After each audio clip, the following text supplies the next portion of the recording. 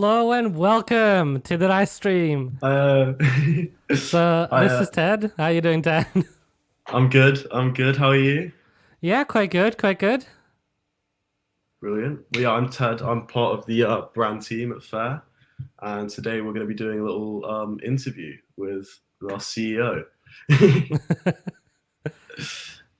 You want to introduce yourself a little bit? Yeah, sure. So if you haven't watched any of the live streams before, or if you're just discovering Fair, or just seen some of the other posts, I'm Alison. I'm the founder and CEO of Fair. My background is a bit in finance. I'm actually also doing my undergrad in physics right now as we're going through all the fundraising and stuff. So that's been, incredibly fun trying to Busy. do all that at the same time. But hey, I always say it's fun, and it is. So I'll manage somehow. But yeah, outside of that, we're doing a lot of interesting stuff with Fair, really trying to kind of bring education for finance to be much more accessible, much more usable. So, and one of the things that's important to us is kind of transparency. So that's why we're doing these kind of live streams and posts and everything to really show, what's going on internally, what we're doing, how things work. So you can learn a little bit more, maybe generally about startups, or maybe just a little bit more about Fair. Yeah, and get to know us a bit better as well. The people that are behind Fair. Yeah. Well, yeah, I guess we'll just start off with some questions then, because it's supposed to be an interview. So, um, so what does Hello Fair mean to you? So Fair, Fair in itself, there's kind of a lot, lots of different parts to what we're doing. But I think there's two kind of core things within the business. First thing is, there's a lot of lack of access to financial education. A lot of people who want to learn how to invest, want to get into trading, things like this. It's quite difficult to do. You have a lot of books and stuff. You have some great ones. Like I have a great book right up there. I think it's called. I actually forgot what it's called. Great, but there's a lot of good books. But the issue with a lot of the books is they can become quite quickly outdated, and also you're just reading. You don't actually get to apply the knowledge. Yeah, you don't And get you the also hear a experience. lot of people constantly talk about like, hey, we should need to learn about finance and all this at school. So really, we want to kind of provide a free solution for those people, because if you go out on like YouTube or something and search up, how to trade, how to invest in all this, a lot of the times you'll run into some videos trying to sell you a ridiculously expensive course, which won't teach you anything at all anyway. So that's kind of the main thing. Really want to, for me, it's what's very important with Fair is kind of really to bring that free financial education, really make it quality and applied, as well as I just see someone from the Fair account commenting on the live stream. But then the second part is that it's that ESG part. They're kind of the two core sides of our business. But when it comes to what we're doing with with the education, there's also the impact side, right? You see a lot of people being very conscious of the kind of products they consume and the impact those products have, but oftentimes there's a massive lag between the impact of if people stop buying certain products and when the company actually reacts to it. But one thing that's much more watched is the stock price. So Yeah. by really encouraging more people to not just invest and make money for themselves, but also invest being conscious of the impact of the businesses using ESG, or just even if it's just like, oh, this company did something horrible recently, I don't want to invest in them anymore. That impact on share price is immediate. If Mm. Apple crashed by 5% tomorrow, the board would be meeting like the next day about it. So it is much more of an immediate way to kind of really have Make a leverage big on impact. massive Yeah. businesses as just an individual. Well, that comes with encouraging a lot of people to get more interested in retail investing, no? Absolutely. If you look at the US, there's a relatively quite a few people, like 55% of people have investments in some way in the stock market. But even there, a lot of the people just kind of put it in and don't really think about it.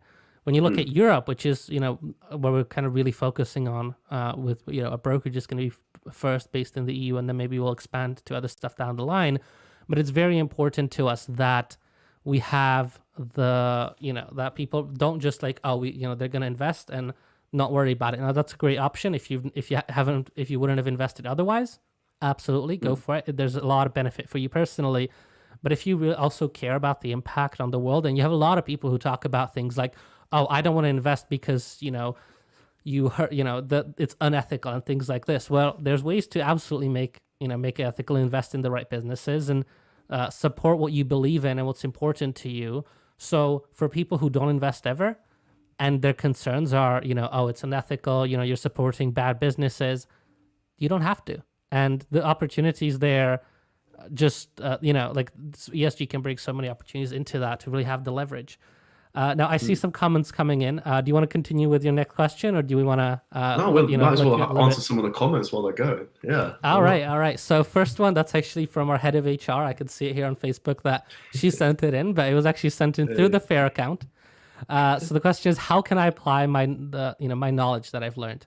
So I think, as far as that, there's it depends on what you want to do with it. You can have sides of it where you are just going to be like, yeah, well, all I really worry about is making a bit of money, and then you can either, invest it very simple into like an ETF. If you want to be a bit more active because you kind of find how fun it is, because, for me, lot trading and doing that is really fun. It's kind of like a hobby. So, and it becomes that for a lot of people. So, our education is looking to, as we kind of progress to develop it and expand on the offerings, we really want to go deeper into it. So if you can go much deeper where, you kind of get into trading more frequently, maybe even, playing around with options, or, however deep you want to go. So there's the options there. And if you want to, and then there's the side of the impact, the kind of ethical investment. And there you can really, you can apply the knowledge that, we're looking to provide some of the education to kind of use ESG metrics and all these considerations to really evaluate the impact of businesses. Or you can use your own convictions about the businesses and then apply those in your trading. So there's a lot of different ways you can kind of really mix it in. But what we're trying to do with the platform we're building here at FAIR is have the education and the brokerage be on a single platform, so you can easily switch between them, because education is the theory. You get to learn it in a kind of applied paper trading cases. And then you have the brokerage, which is the applied part where you actually get to apply the knowledge you've learned. So ideally, you would apply it through our brokerage. I see another question here, which is, when will the platform be released? Looking forward to it. Thank you very much, Mathieu. So the platform will most likely, so there's kind of the two parts. There's the education, which you're going to be releasing very soon. Most likely, next week, we're going to be going out and publishing, putting out that for platform from the education side. As far as the brokerage, that's a little bit of a further way out. We need to obtain the brokerage licenses and all these different bits, and we're actually fundraising right now, so we have the capital to get ourselves a brokerage license and everything. So for those, it's about a year and a half away is what we're kind of roughly looking at, because it takes about 6 months to get the brokerage license, about 6 months to go through all the compliance before it, and another about 3 months just to have, just to actually develop some parts of it and get a little bit of a head start in case, there's any delays and things like that. So education, in the coming weeks, hopefully by the end of the month. And as far as the brokerage, about a year and a half out. So if you like the education, then continue. And by the time you'll have enough release time the brokerage, to learn. you'll be very experienced. You definitely have enough time. All right. We have another question here. Yeah. How long will the courses take to complete? What sort of level will they go up to? Really looking forward to seeing the final result. Well, thank you, Ben. Ben is actually one of our developers, so he can see a lot of the results from the website, but he hasn't been working with the app team, so lately. So he hasn't actually seen as much of the app. He's mainly been working on some of the web backend. So the courses will probably take about. So there's some slight variability there. We want to have the courses be somewhere around a few hours, but then they can kind of break down into much shorter bits. So if you want, you can kind of sit down and do kind of one part, one little step of it in like 15, 20 minutes, even shorter for some parts. It depends, how deep you go. With some of the more complex stuff, they'll be a little bit longer. But then part of that education will also be those applied scenarios. Now, in those, the time of it is kind of notably longer in some cases, because we're really looking to have kind of two types. We have what we call the accelerated sample scenarios and the real-time sample scenarios. So the accelerated sample scenarios, that's essentially where, we take some period of time on the market and we kind of run you through it within like 10, 15 minutes, and you can kind of try trading on it, try understanding what's going on there. And then the real-time trading scenarios are a lot more fun and a lot more interesting. essentially when you reach that point, you kind of say, okay, I want to start it now. You set out your position, you look at it, and then you periodically check it, once in a while over the span of like 8, 12, maybe, we're talking somewhere up to 3 days, but we haven't locked in exactly the length of that yet, where you can just kind of check back, you see how the positions are going, kind of change up, maybe make some trades, see how all those trades are developing, where you actually go through specific cases of things that happen in the markets that's good to kind of understand and be aware of. Now, those will still be relatively accelerated because we're trying to kind of simulate, sometimes 2-3 months worth of kind of occurrences in the market within a shorter period of time. But the point of it real time is that you don't just sit there in front of the app the whole time. You just check it a few times, just like if you were trading in the real world. And the prices constantly move. It's not like you make the trades and then never look at it again. So that's Really as far as exciting. the time there. Yeah, and as far as the level, well, we're hoping as deep as as deep as we can go. We're starting off with super basic stuff. So for some people that have never traded before, and as we continue, we're going to be adding complexity, further on and on and on. We want to, we want to get into stuff like using options like underwriting options and wheeling strategies, things like that, within the next 6 to 9 months.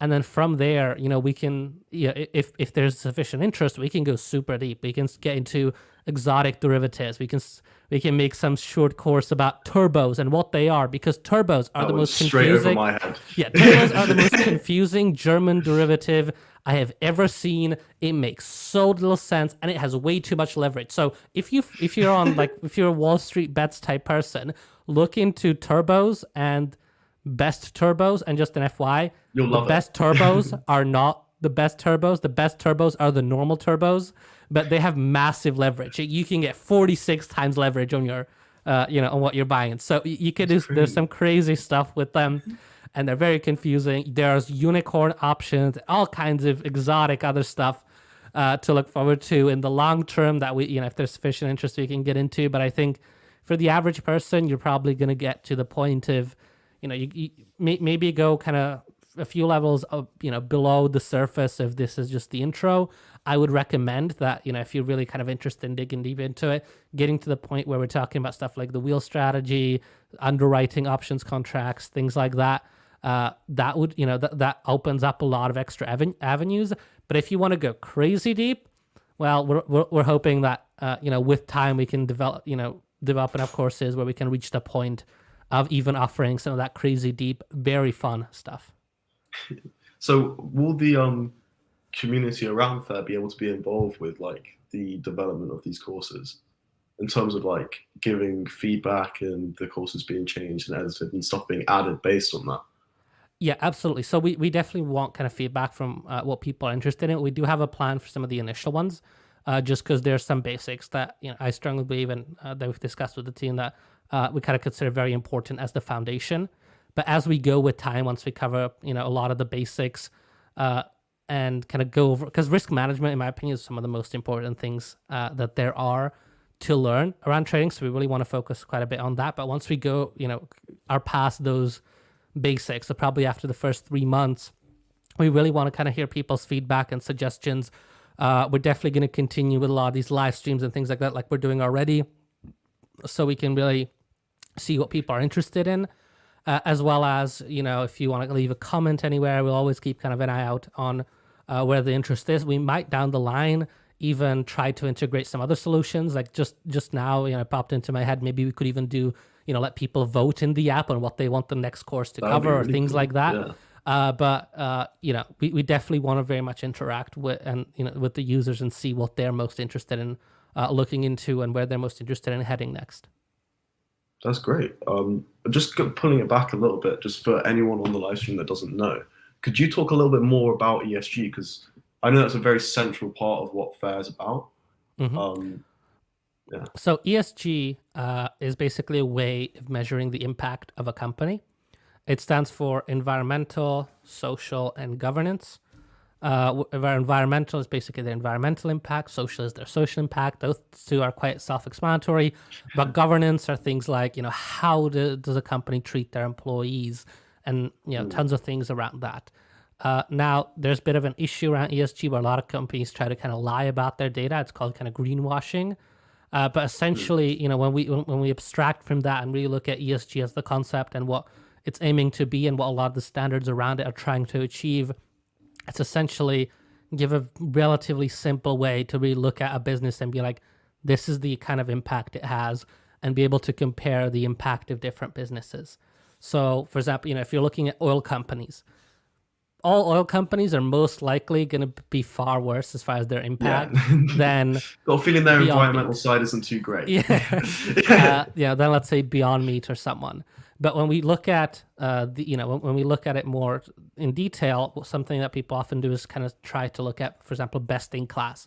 So which business has the best impact among those in that class? So among the oil sector, you can be like, okay, well, these companies are very pollutive. They're not a very good option, but this business, for example, is one of the better ones, so I'll choose to invest in them. Or for some people, you might be like, okay, yeah, none of these are sufficiently good enough for me to invest in. They're too negative in their impact, and they can kind of choose to invest something else. But essentially, ESG has the kind of quantifiable impact of a business, but it's also really it has the ethos of really investing based on the impact the businesses you're looking at have.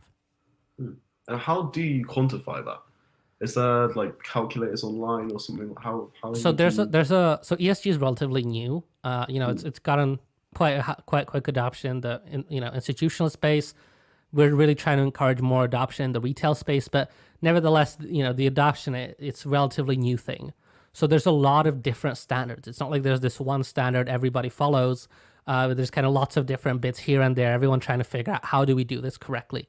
Now, what you do is you have two kinds. You have some companies which don't report their data, and then so you have to kind of extract it from different bits. So, for example, carbon taxes are a great way to see some of the environmental impact, because however much the company pays in carbon taxes kind of tells you how much carbon they're producing and things like this. So you can kind of figure out bits of data. But with ESG growing in popularity, lots of companies are now going to the point where they're having consulting businesses evaluate their impact, and they're releasing those publicly. There's some investors which are kind of pressuring businesses into releasing more of these information and data publicly. So right now there's basically kind of a bunch of different standards out there, like GRI, SASB, stuff like that. What we're doing actually with our research team here at FAIR, we're trying to figure out what really makes sense. Do we combine them? What are the flaws of different standards? And we will actually be putting out our first kind of an executive summary type piece on the three major reporting standards. But when it comes to, what the current situation, it's a bit of a free for all. But what we're really looking to do, as adoption around ESG grows, as more retail investors hopefully get into ESG, as institutions continue to be interested in ESG, the companies will naturally start to, report, because it's a pressure on them. If everyone in the market tomorrow decided I'm only investing in companies which report their ESG information, then suddenly, on Friday, you would hear a lot of announcement from businesses that they're going to release all their ESG information. So there's a part of it where some businesses are doing it now, and more are starting to do it. But we're really hoping that, as ESG adoption grows both in the investor space and retail space, that will naturally create pressure on the businesses to start reporting more and more. And then maybe you can even start finding stuff just on the companies when you look at some of their, investor press releases and things like that. So we're really at the forefront of this. We're very much in the ESG forefront. stuff. Yeah, that's really cool. So I think I'll move on to the next question, if that's all right. Mm-hmm. Which was, how are your values presented in the way that you lead FAIR? I think there's the kind of values that I have around, how we look at how businesses, I think, should operate. And then there's kind of the values around, because the education, because I spent a lot of time doing that. And that's kind of one of the important things for me. Because I used to teach finance to all kinds of people around me that I knew. One of the things, I very much noticed how important it is to really provide that free financial education. It gives people so much leverage, so many opportunities, and just generates so much extra wealth for people, even if they're, playing around with what in finance would seem like small amounts. You could be $1,000, $10,000, even $1 million is basically nothing if you're talking about the financial sector. But for for the average person, what you can really do with it, if you invest in, if you understand what's going on, is massive. So I think one of the big things for me is definitely getting more people kind of educated around finance, what's going on, that access, that understanding. That's very crucial for me. Now, when it comes to the business itself and how I try to kind of run the business, I'm very big on transparency. And I think, with ESG, what we're asking companies to do is to be very transparent about what they're doing. So we're trying to do the exact same thing with Fair. We're doing these live streams, for example, the 2 previous live streams before this, we were working on our financial model. So we literally showed parts of our financial model on a live stream. Tell me about another startup that does this. And that, that really kind of shows our commitment to the transparency, so people can see, externally and internally, most things. Now, of course, there's some parts which are confidential.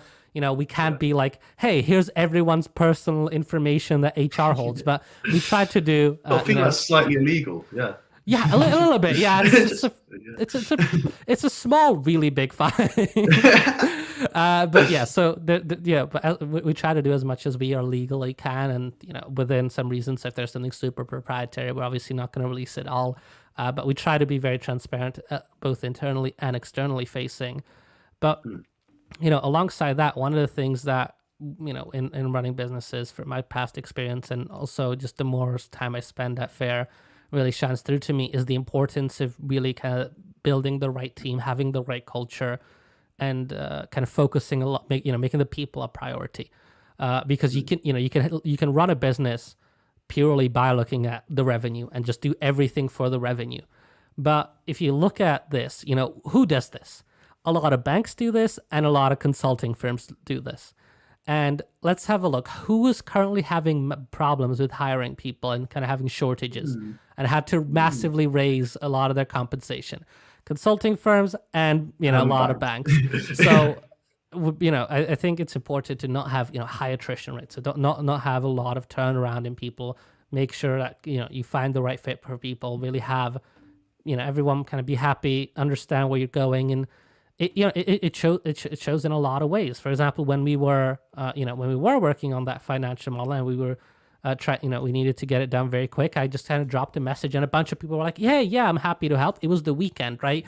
Most people, weekend, it's usually your time off, but a bunch of people were like, yeah, I'm happy to try and help, because we really kind of all working on this together to try to get somewhere, have the right impact with it. So there is having a very people-centric culture that's about transparency, that's about kind of being, exploring what's there, the opportunities, and what we're really trying to achieve together, is something, is another thing that's kind of very important to me. That's kind of part of the business.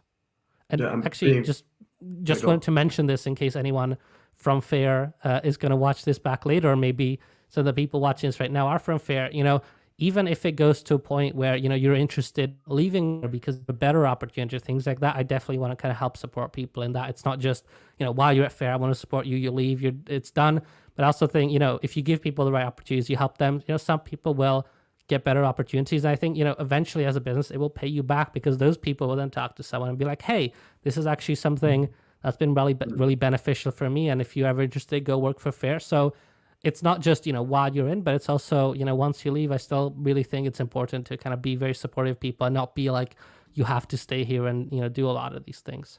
Yeah, I mean, and as someone who works at Fair, like, just being able to message you and get a reply is something that's so foreign in other businesses, like so alien, I feel. Just being able to actually talk to someone that's, the CEO of the company and actually have a conversation about stuff to do with work or not is just a really cool culture. I'm really glad to be a part of. Yeah, I'm glad you like it. I try to meet with everyone once in a while. It's been getting a bit busy, and as we grow, it gets harder and harder. But I do still try to make sure I can really talk to people and see what people think. Yeah. Well, let me move on to the next one, if that's all right. Which was, what experience do you have for the role as CEO of Fair? So this, I'm 21. So to a lot of people, that would be like, oh, he has no experience. But I think I actually do have. I feel like I have a decent amount, but the more we work on fundraising and these parts, I feel like I'm like, how do people do this? I feel But so on the finance side, as I mentioned, I've been teaching people kind of how to learn about it, kind of helping them get through it for a long time. So I feel like I have a lot of experience around the education, and even back in high school with a friend of mine there, we actually came up with an idea for a derivative. We ended up kind of building out and then pitching to a bank. So I feel like that gives me a little bit of experience on the finance side. I've been trading, I for don't even know longer that than many I other think. people who have pitched derivatives at 17. I think I It's could good count fun. them It's on good one fun. hand. But yeah, so I feel like that hopefully covers the finance side, and from the business side, I've always tried to have something kind of going on the side. I had kind of the first tiny thing. So it was like the smallest business venture. It was basically buy a bunch of clothes in Paris and then sell it in Czech Republic, which is where I'm from, to boutique So stores. just But hey, flipping work clothes great. across Yeah, Europe. just flipping stuff. It's like these small little things as we go, trying to learn more Or about side business, how hustle. things work. Yeah, basically side hustles.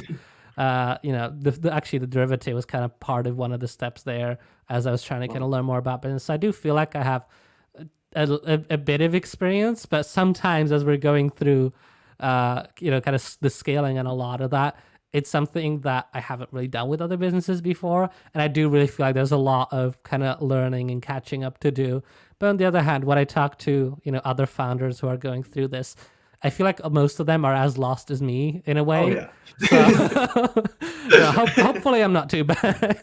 I don't think anyone ever really learns how to do it. I think every time there's going to be slightly different. Yeah. Well, I've got another question, which Oh, was, fun. where do you see the company going? Oh, this could go on for hours. There's so many. Really? So Couple I parts. think, yeah, so obviously, we want to get that brokerage license, get that brokerage done. So we want to raise our seed round right now. Once we raise our seed round, 1.5 years, build that brokerage out, have everything running, start generating some of that revenue, provide that access. Because what's really weird? In Europe, there's no decent like brokerage solutions for new retail investors. I don't get it. How has no one made this yet? You have crappy ones, and then you have interactive brokers, which is way too complicated. So we want to kind of come into that, provide that good solution, which is proper brokerage, actual access with options and all these other things. We actually, that's what we really want to do there. Then we've spoken to some, regulators in the EU as far as, like some major German banks and things like this who are doing some cool stuff with derivatives.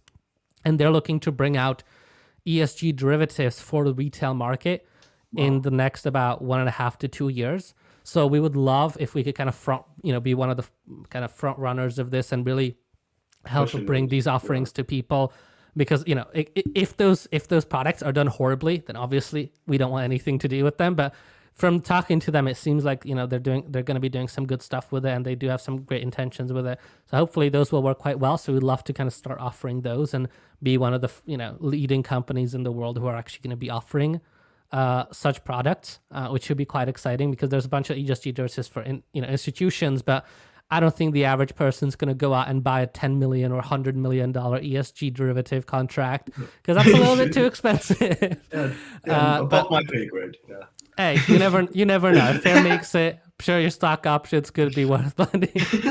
But yeah, so they're bringing out some stuff to retail. We're kind of really looking to do some stuff with that as we're kind of getting our proper market share on the brokerage side as well in Europe. We're hopefully going to start having enough revenue. We're looking to probably expand into the UK just because it's such a close market. Now it's a bit of a shame that with Brexit and all that, it's a separate expansion. But we'll expand into the UK because that's a natural stepping stone. And then from there are two very interesting options we could go with. So we're looking at either India or the US as they kind of step after that. Now, India, there's a lot of there's a lot of news there as far as the massive growth in how many people are getting into trading and a lot of this, and really bringing some good solution, which would also include education. I think would be a great fit there. But on the other hand, you have the US where there's so much money already invested. There's so many retail investors there who are looking for education, who are interested in ethical investing. That would be it would be like accelerant if we brought in a product like that into the market.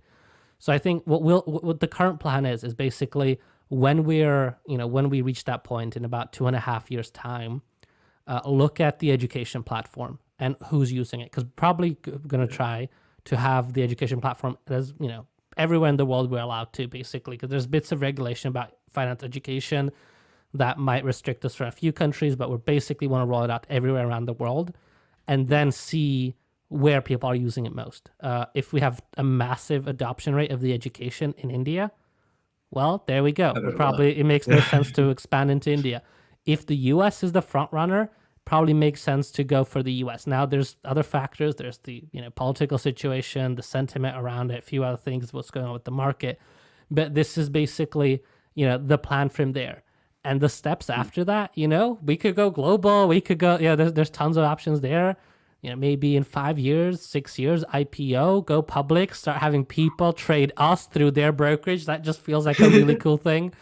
And, we could just grow massively, encourage ESG. We're already working on some kind of unique work within the ESG space that no one has ever done before in some small parts.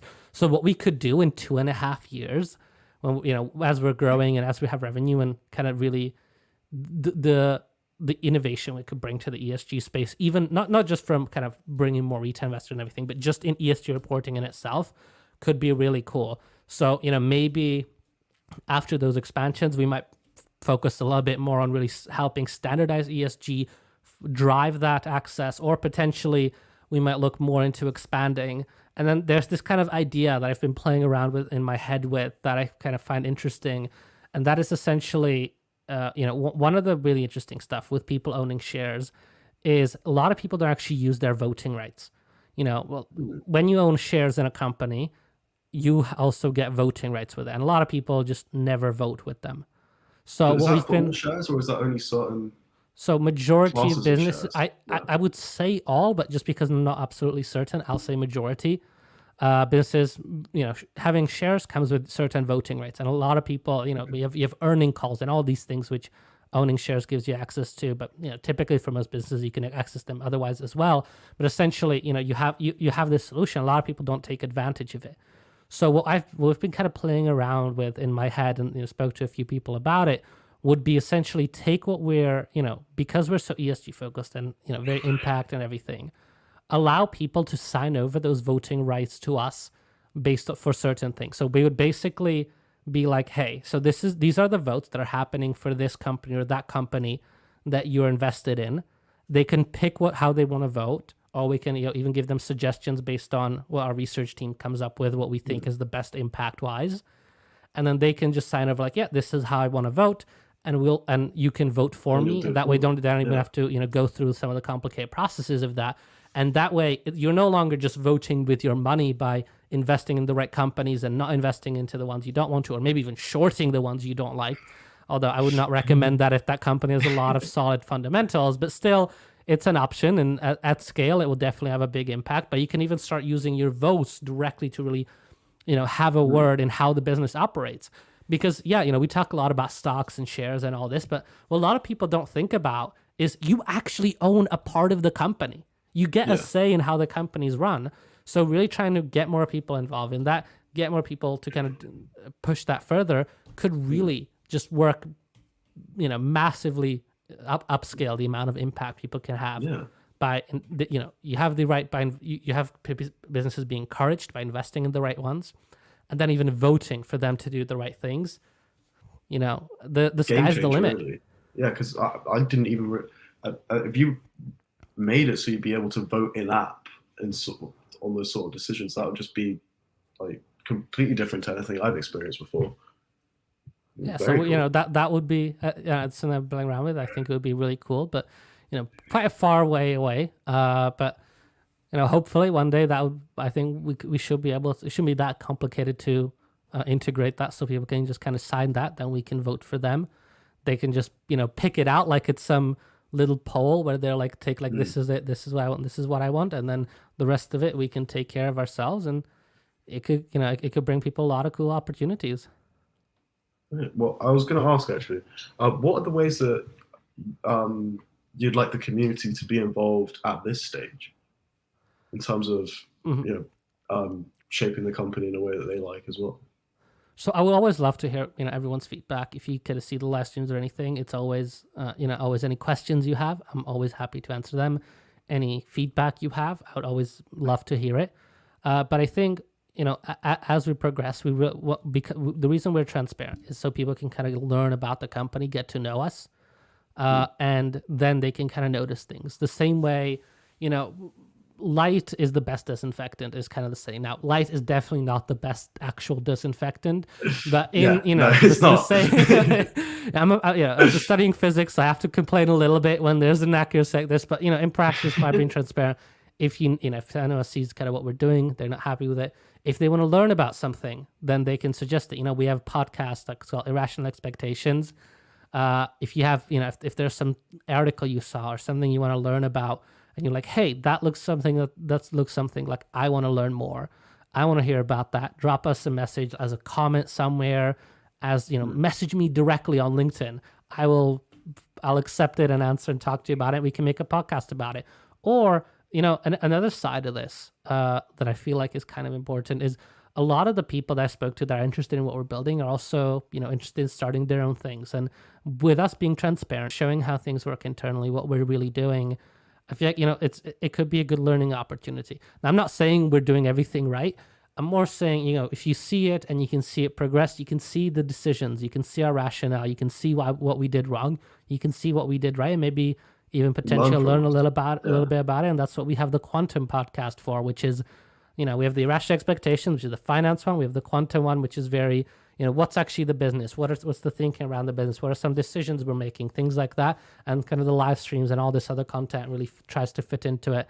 So if you have any thoughts about anything we're doing, any questions, anything like that, that's I would love to hear those. But if you have any questions like on the business side or any of this, or just want to see how we're doing, I think that's also kind of a big part for us, that we just want to kind of help people with that.